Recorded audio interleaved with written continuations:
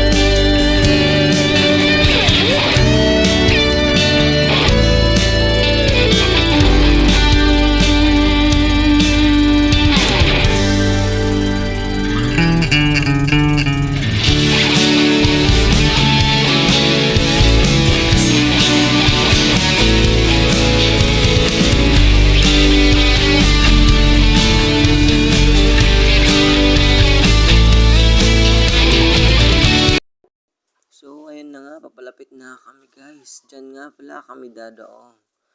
Diyan na yan, yung maraming bahay na yan, diyan kami dadaong. So, tingnan naman, ang lapit na namin. Para naman, pupuntahan kami doon. Secret, kung anong pupuntahan namin. Secret lang.